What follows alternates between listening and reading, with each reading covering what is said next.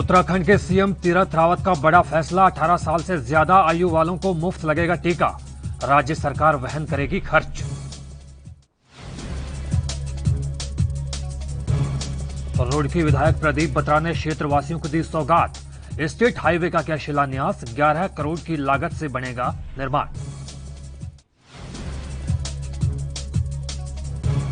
बढ़ते कोरोना संक्रमण पर ऋषिकेश एम्स के निदेशक ने दी चेतावनी, बोले लापरवाही बरती तो और भी बिगड़ेंगे हालात।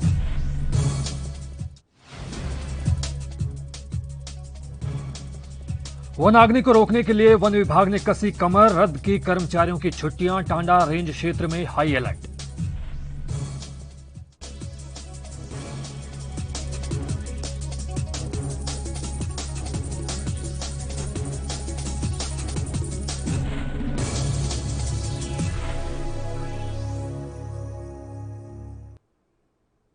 नमस्कार, स्वागत है आपका एएनबी न्यूज में और आप देख रहे हैं आपने उत्तराखंड। उत्तराखंड में कोरोना संक्रमण लगातार रफ्तार पकड़े हुए है। आए दिन कोरोना संक्रमितों की संख्या में हो रहे इजाफे से सरकार की परेशानी बढ़ रही है।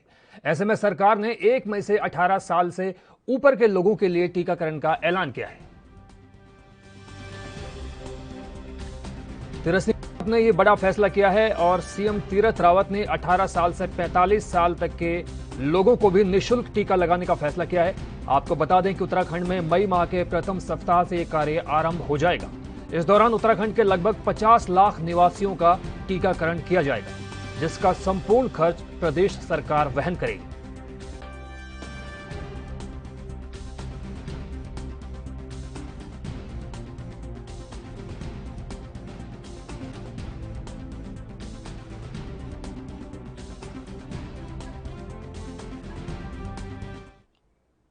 अजय कोठियाल के आम आदमी पार्टी में शामिल होने पर पार्टी के कार्यकर्ताओं में सितारगंज मुख्य चौक पर आज एक प्रदर्शन किया। इस मौके पर पार्टी के तमाम लोग मौजूद रहे और पार्टी के कार्यकर्ताओं ने जमकर नारेबाजी भी की। पार्टी के जिला उपाध्यक्ष डॉक्टर विनय कृष्ण मंडल ने प्रदेश में बढ़ती महंगाई, बेरोजगारी और विद्युत दरों की बढ़ती कीमतों पर नाराजगी जताते हुए प्रदेश के कार्यकर्ताओं को आने वाले विधानसभा चुनाव का तैयारियों में जुट जाने पर जोर दिया।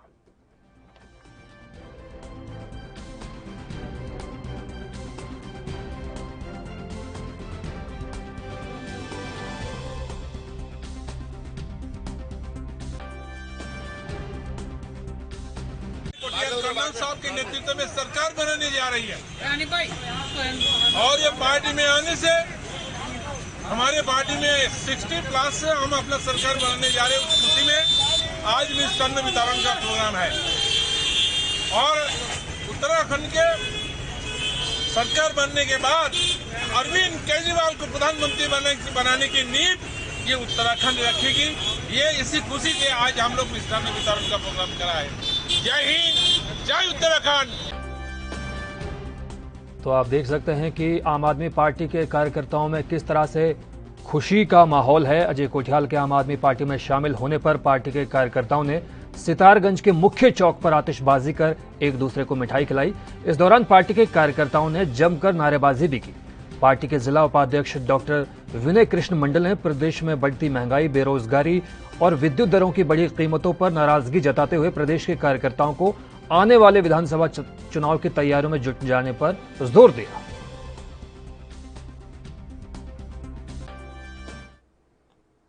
लालकुआं में कोरोना संक्रमित मरीजों के लिए व्यवस्थाओं की तैयारी देखने नैनीताल उधम सिंह नगर संसदीय क्षेत्र से सांसद अजय भट्ट पहुंचे।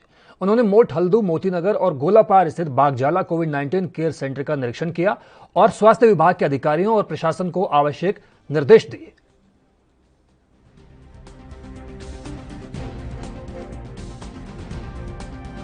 आने वाले दिनों में समस्या गंभीर भी हो सकती है, बढ़ भी सकती है, घट भी सकती है। पिछले साल भी हम लोगों ने अपनी टीम गई थी, सारे कार्यकर्तागण गए थे देखने के लिए। तो इस बार स्टार्टिंग में ही हम लोग चाहते हैं कि कहीं पर अगर कोई कमी बेशी है तो उसको दुरुस्त कर लिया जाए। अभी जैसे हम पहले नीचे गए थे हल्दू, मोटा हल्दू में, उसके बाद ये मोती नगर का है, इसके बाद बागजाला जाएंगे।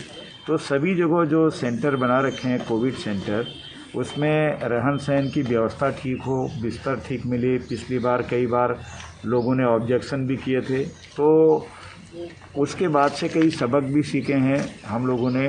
तो रोज़ ही बताया गया है कि चादरें धुल जाती हैं अगर कोई जाता है, बिस्तर बदल जाता है, खाने की व्यवस्था ठीक है और खाना समय पर मिल रहा है, नाश्ता समय पर मिल रहा है। ये तमाम चीज़ों की व्यवस्थाएं भी देखनी है, क्योंकि दुख में सारे लोग यहाँ पर आए हैं, कष्ट में आए हैं। ऐसे में सही रिपोर्ट हमारे पास रहे और हमारे अधिकारीगण, डॉक्टर्स और जो एडमिनिस्ट्रेशन में बैठे लोग हैं, सारे अच्छा काम कर रहे हैं। ये जान के खुशी होती है कि वो अपने को भी बहुत बड़े संकट में डालते हैं और उसके बावजूद भी खुशी खुशी। लालकुआं में कोरोना वायरस संक्रमित मरीजों की संख्या में तेजी के साथ इजाफा हो रहा है और इस पर अब राजनीति भी गर्माती जा रही है। मुख्य विपक्षी दल कांग्रेस ने उत्तराखंड में सत्तासीन भारतीय जनता पार्टी सरकार पर हमला बोला है। दरअसल कांग्रेस के वरिष्ठ नेता और सितारगंज के पूर्व विधायक नारायण पाल ने इल्जाम लगाया है कि मुख्यमंत्री तीरथ सिंह रावत प्रदेश में कोरोना वायरस के बढ़ते प्रभाव को लेकर गंभीर नजर नहीं आ रहे। सरकार की लापरवाही से प्रदेश में कोरोना के मामलों में बढ़ोतरी हुई है। उन्होंने कहा कि प्रदेश के सरकारी अस्पतालों में बुनियादी सुविधाओं की लचर व्यवस्था से आम जन को खासी परेशानियों से दो चार होना पड़ रहा है। उन्होंने ये भी कहा कि राज्य के सबसे बड़े अस्पतालों में तमाम वो सहूलियतें अभी भी मौजूद नहीं है जो कि होनी चाहिए। सरकार जो है, शासन जो है, वो जिला प्रशासन को निर्देशित कर देता है। जिला प्रशासन जो है अपने प्रयासों से जो भी हो सकता है वो करता ही है और हम इस बात से सहमत भी हैं। कोरोना जो महामारी है उसमें सरकार को सबसे पहले तो उपलब्धता, चाहे दवाई की हो, वेंटिलेटर हो, बेड्स हो या जो भी दवाई है उसकी उपलब्धता करानी चाहिए। जब देश की राजधानी का इतना बुरा हाल है, जो दावे करते थे, बहुत बड़े बड़े दावे करते थे, जब देश की राजधानी का बुरा हाल है तो भारत का जो ग्रामीण अंचल है, जो रिमोट एरिया है, उसकी क्या पोजीशन होगी, ये बात लोग समझ सकते हैं। और हम ज़्यादा दूर भी नहीं जाते हैं। हम पहाड़ का क्षेत्र जो है, हमारे पहाड़ का क्षेत्र जहाँ डॉक्टर नहीं है, जहाँ कुछ भी नहीं है, तो पहाड़ में क्या हाल होता होगा वो तो ईश्वरी कृपा है। उत्तराखंड जो है, यहाँ की आबो हवा अच्छी है तो बचत है, नहीं तो सरकार के ऐसे कोई भी प्रयास नहीं है जिससे कि कोरोना संक्रमित या कोरोना महामारी के खिलाफ कोई बड़ी लड़ाई सरकार लड़े। सरकार ने बिल्कुल ध्यान ही नहीं दिया। फिलहाल वक्त हुआ एक छोटे से ब्रेक का। ब्रेक के उस बार भी खबरों का सिलसिला लगातार जारी है।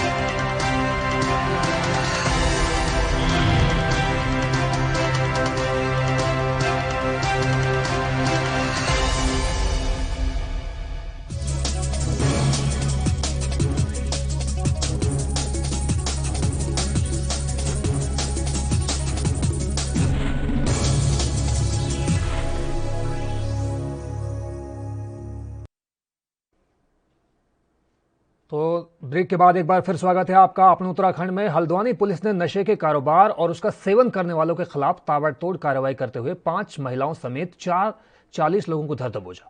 पुलिस द्वारा चलाए जा रहे इस ऑपरेशन ब्रजपात के तहत अलग अलग टीमों ने इस कार्रवाई को अंजाम दिया और नशेड़ियों और सौदागरों को चिन्हित करके इस कार्रवाई को अंजाम दिया। पुलिस द्वारा अलग अलग टीमें बनाकर इन सभी लोगों के खिलाफ कार्रवाई की जा रही है।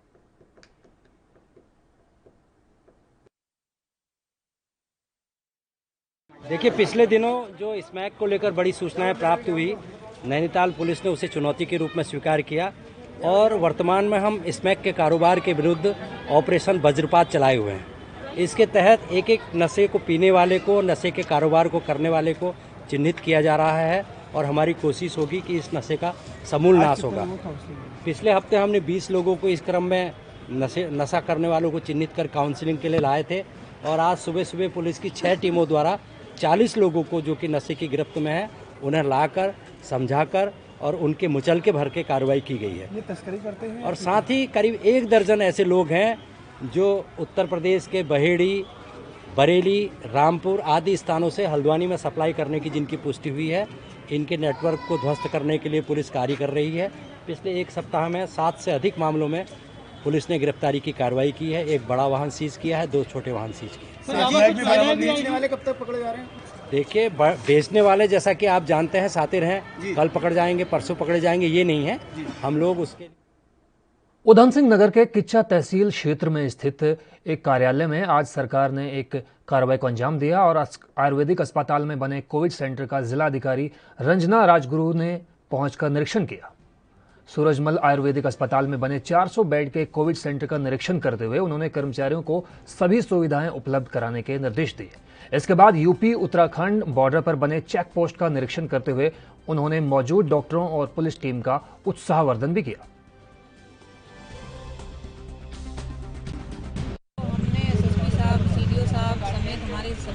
जो वरिष्ठ अधिकारी हैं उनके साथ हमने सूरजमल आयुर्वेदिक मेडिकल कॉलेज का भी इंस्पेक्शन किया है, क्योंकि आपको पता है कि पूरे हमारे राज्य में मामले बढ़ने के साथ साथ ही हमारे जनपद में भी संक्रमण काफ़ी तेज़ी से बढ़ा है। यदि हम पिछले 2-3 दिनों की बात करें तो काफ़ी हाई हुआ है और हमारी टीम लगातार इसमें तैयारियाँ भी कर रही है।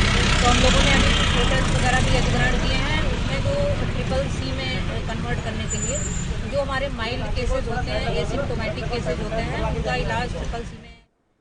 और इस बीच उत्तर प्रदेश के मुख्यमंत्री योगी आदित्यनाथ क्या कुछ कह रहे हैं, आपको सुनवाते हैं। तो तेजी से फैल रही कोविड महामारी अब खतरनाक रूप लेने लगी है। कारण है आम आदमी की कोविड नियमों का पालन न करने की एक लापरवाही। अखिल भारतीय विद्यार्थी परिषद और आयुर्विज्ञान संस्थान एम्स ऋषिकेश की ओर से दिए जा रहे सुझावों को लेकर आप देख सकते हैं कि किस तरह से लापरवाही की एक तस्वीर सामने आई है।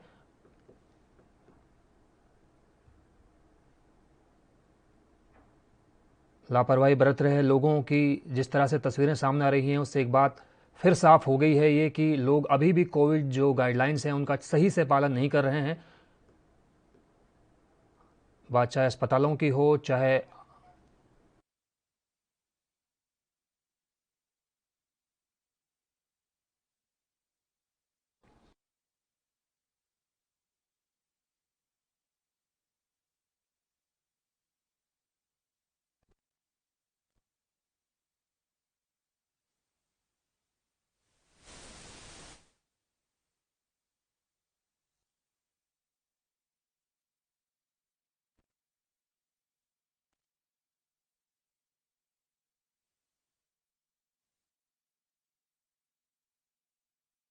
लेने लगी है। और वजह है आम जनमानस कोविड नियमों का पालन करने में अभी भी लापरवाही बरत रहे हैं। अखिल भारतीय आयुर्विज्ञान संस्थान एम्स ऋषिकेश की ओर से इस मामले में महत्वपूर्ण सुझाव दिए गए हैं। साथ ही कोरोना वायरस के संक्रमण को लेकर लापरवाही से लेकर लोगों को सचेत किया गया है कि समाज में रहने वाले हर शख्स ने अगर नियमों के पालन में संजीदगी नहीं बरती तो स्थिति और भी खतरनाक हो सकती है। एम्स के निदेशक प्रोफेसर रविकांत ने कोविड महामारी की दूसरी लहर को पहली लहर की अपेक्षा ज्यादा खतरनाक बताया है।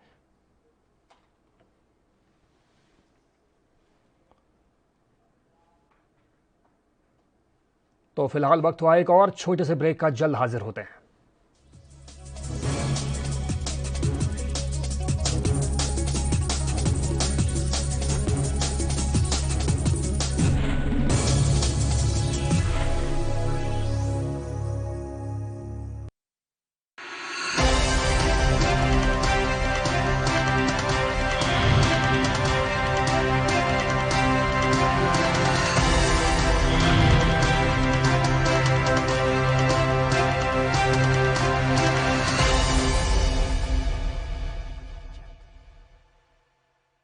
क्या आप दुबले पतले कमजोर हैं? आपकी सेहत नहीं बनती, भूख कम लगती है, वजन नहीं बढ़ता। दरअसल मेन बात खाना पीना खाना नहीं है, मेन बात है खाया पिया लगना। और अगर खाया पिया लगेगा ही नहीं तो सेहत बनेगी कैसे? इसलिए हमारी संस्था सन्यासी आयुर्वेदा ने एक ऐसी दवा बनाई है जो कि आपके पाचन तंत्र को, आपके लीवर सिस्टम को ठीक करने का काम करती है, ताकि आप जो भी खाएं उसका पूरे का पूरा निचोड़ आपके शरीर को लगे, आपकी भूख बढ़े, खाया पिया सही से लगे, नया खून बने, हड्डियों में जान आए, वजन बढ़े, ताकत बढ़े, चेहरे पर नूर आए और आप मोटे तगड़े खूबसूरत पर्सनैलिटी के मालिक बन जाएं। यह दवा पूरी तरह से आयुर्वेदिक होती है। इसका शरीर पर कोई भी साइड इफेक्ट, कोई भी नुकसान या दुष्प्रभाव नहीं होता। लड़के लड़कियां दोनों इसका इस्तेमाल कर सकते हैं और पहले 15 दिन के अंदर ही आपको इसका असर महसूस हो जाएगा। सिर्फ 650 रुपए की पूरे 1 महीने की दवा होती है और आप इसे घर बैठे 01145454545 पर फोन करके दवा मंगवा सकते हैं।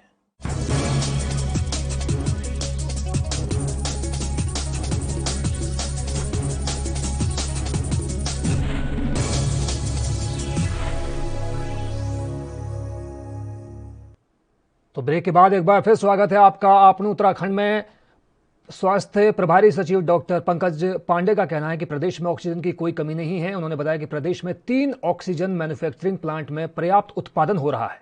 6 महीने की समयावधि में यहां 8 ऑक्सीजन जनरेटर प्लांट लगाए गए हैं। ऑक्सीजन सिलेंडरों की कोई कमी नहीं है। पांडे ने बताया कि प्रदेश में 2500 से ज्यादा ऑक्सीजन सपोर्टर बेड भी खाली हैं। देहरादून में ऑक्सीपेंसी ज्यादा होने की वजह से लोगों को थोड़ी परेशानी हो रही है। इस समस्या का समाधान भी किया जा रहा है। देहरादून जिले में कोरोना के बढ़ते ग्राफ के चलते व्यवस्थाएं धड़ाम हो गई हैं। लोग बेड और ऑक्सीजन की खातिर मरीजों को लेकर एक अस्पताल से दूसरे अस्पताल तक दरबदर भटक रहे हैं। बेड न मिलने से मरीजों को इलाज नहीं मिल पा रहा।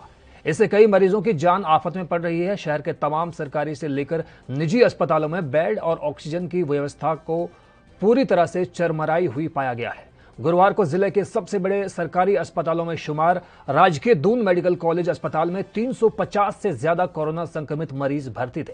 जब किसी एक मरीज की मौत होती है तो उसी स्थिति में किसी और मरीज को भर्ती करने की नौबत आ गई है। इसके चलते अब लोगों का व्यवस्था पर भी आक्रोश पनपने लगा है।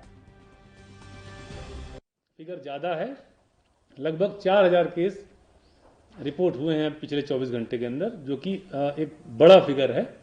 अगर मैं कहूं तो बड़ा फिगर है स्टेट के हिसाब से, पॉपुलेशन के हिसाब से और बाकी सारे जो हमारे अरेंजमेंट्स उसके हिसाब से। तो ये बड़ा फिगर है जो हमारे स्टेट के लिए एक चिंताजनक विषय है अभी। इसके अलावा डेथ जो है 19 हुई हैं, कल 36 मृत्यु हुई थी, आज 19 हुई हैं। ये एक थोड़ा बेटर, लेकिन मैं इसको बहुत अच्छा साइन नहीं मानता हूं। हम लोग एक एक डेथ का जो हो रही हैं उसका रिव्यू कर रहे हैं। हमारे जो वीसी मेडिकल यूनिवर्सिटी हैं वो हर एक डेथ का डिटेल रिव्यू करते हैं, क्या कॉज रहे, क्यों डेथ हुई, क्या चेंज किया जा सकता था, क्या मॉडिफिकेशन की जरूरत है, वो सब चीजें वर्कआउट करते हैं। उसके बाद वो संबंधित हॉस्पिटल को या उसके जो डॉक्टर्स होते हैं उनको इन्फॉर्म करते हैं। ये रिव्यू डेली किया जाता है। तो आज जो टोटल हमारे पास आइसोलेशन बेड की अवेलेबिलिटी है वो 10,375 है जो फंक्शनल हैं। उसमें से 9,388 खाली है जो आइसोलेशन बेड है हमारे। ऑक्सीजन सपोर्टेड बेड हमारे जो हैं वो 3,781 हैं, जिसमें से 1973 खाली हैं।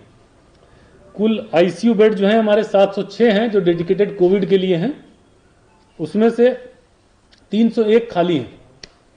कुल वेंटिलेटर हमारे 573 हैं, जिसमें से 346 खाली हैं। तो अगर आप देखेंगे तो फिगर जो है अभी हमारे पास वैकेंसी है, लेकिन ये जो आप लोग का कंसर्न होगा, सबका कंसर्न है कि देहरादून में, क्योंकि एक्स्ट्रा लोड हो रखा है देहरादून में, तो देहरादून की स्थिति में इतना ज्यादा खाली नहीं है। देहरादून हमारा लगभग आईसीयू। उत्तराखंड के आसपास भीषण गर्मी के चलते आग लगने का सिलसिला खत्म होने का नाम नहीं ले रहा।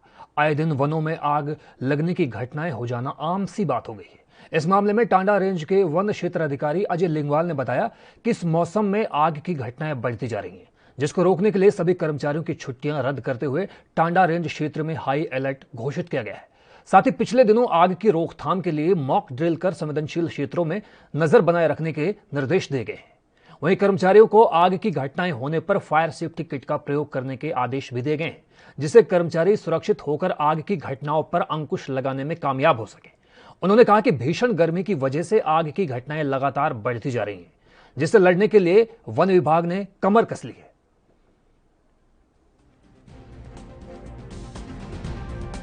जैसे ये सीजन प्रोग्रेस कर रहा है, हम देख रहे हैं कि इस साल कुछ विगत वर्षों की तुलना में अधिक जो है हमें जो है इस तरीके के इंसिडेंट्स देखने में आ रहे हैं। न केवल टांडा रेंज में बल्कि पूरे राज्य भर में एक फायर को लेके, फॉरेस्ट फायर को लेके हाई अलर्ट की स्थिति बनी हुई है अभी। तो तमाम कर्मचारियों को भी हाई अलर्ट की स्थिति में रखा गया है। किसी की भी अभी जो है छोटे मोटे जरूरतों के लिए कोई भी वन विभाग के जो है अभी कर्मचारी की सारी छुट्टियां रद्द कर दी गई हैं। और साथ ही साथ जो ये इंश्योर किया जा रहा है कि राउंड द क्लॉक जो है 24 घंटे हम जो है अपने संवेदनशील क्षेत्रों में एक नजर बना के रखें। क्योंकि एक जहां पॉसिबिलिटी है, संभावना है कि एक बड़ी आग भड़क सकती है, उसको हम काउंटर फायर करके या फिर जो है कंट्रोल फायर करके और एक फायर ड्रिल के माध्यम से जो हम उसको कंट्रोल करने की प्रयास करते हैं। इंसिडेंट हमें लगता है कि बड़ा बन सकता है, तो उसके लिए फायर लाइन्स काटी जाती हैं, फायर लाइन मेंटेन की जाती हैं। तो ये कुछ एक जो है कोशिश या प्रयास है इस वनाग्नि काल को जो है कंट्रोल करने की। फायर वॉचर्स को स्पेशली जो है वनाग्नि रोधक सूट दिया गया है, बूट्स दिए गए हैं और पूरी सुरक्षा का उनका ख्याल रखा जा रहा है, ताकि हम नहीं चाहते हैं कि इस वनाग्नि को बुझाने के प्रयास में हमारा कोई।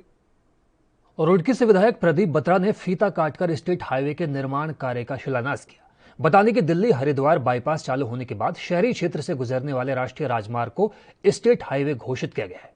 रुड़की के मंगलोर के नजदीक पेट्रोल पंप से लेकर कॉलेज ऑफ इंजीनियरिंग तक जाने वाले स्टेट हाईवे की हालत खस्ता बनी हुई थी, जिसकी वजह से आए दिन लोगों को दुर्घटनाओं का सामना करना पड़ता था, जिसके चलते नगर विधायक प्रदीप बत्रा ने स्टेट हाईवे के निर्माण कार्य, चौड़ीकरण और अन्य कार्यों का शिलान्यास किया। विधायक प्रदीप बत्रा ने कहा कि करीब 11 करोड़ की लागत से इस स्टेट हाईवे का निर्माण होगा। इसमें जहां चौड़ीकरण की जरूरत होगी वहां चौड़ीकरण और शहरी क्षेत्र में हाईवे के दोनों किनारों पर टाइल्स भी लगाई जाएगी।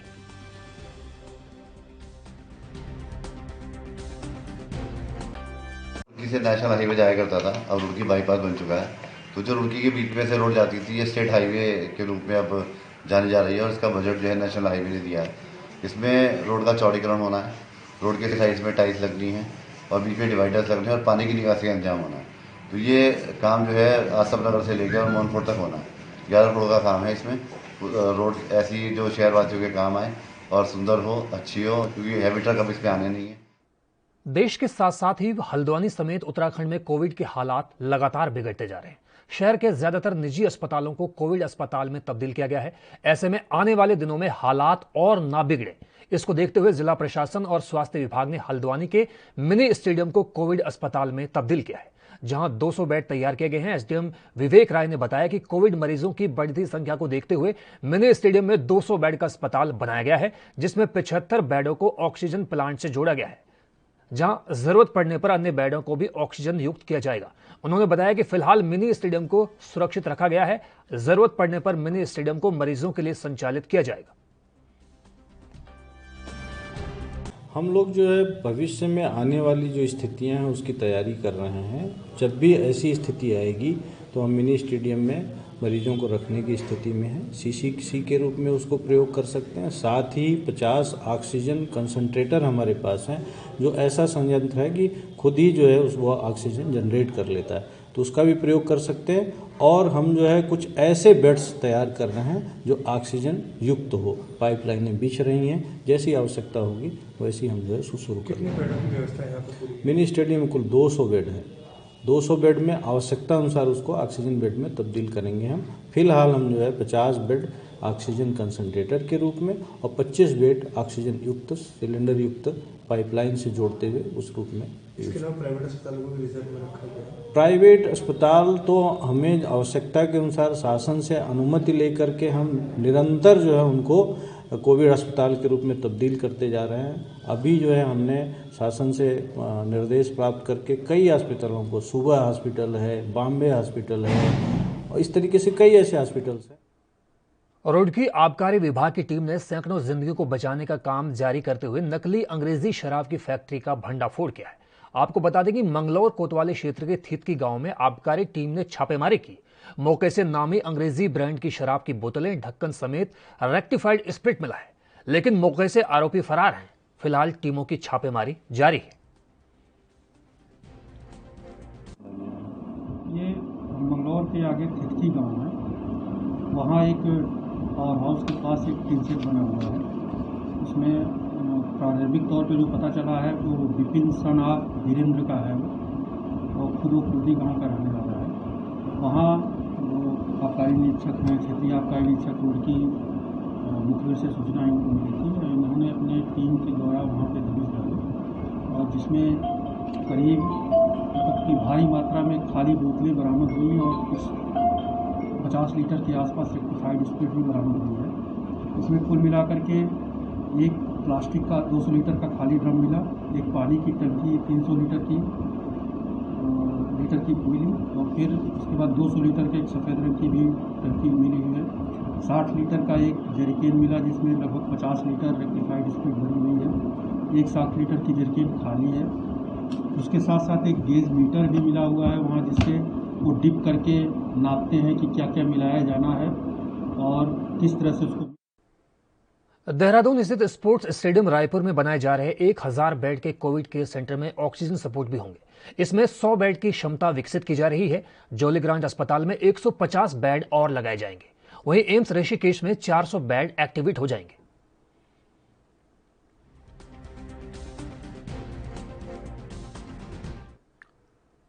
तो फिलहाल आपने उत्तराखंड में बस इतना ही। मुझे दीजिए इजाजत, लेकिन आप बने रहिए एएनबी न्यूज के साथ, क्योंकि एएनबी पर खबरों का सिलसिला लगातार जारी है।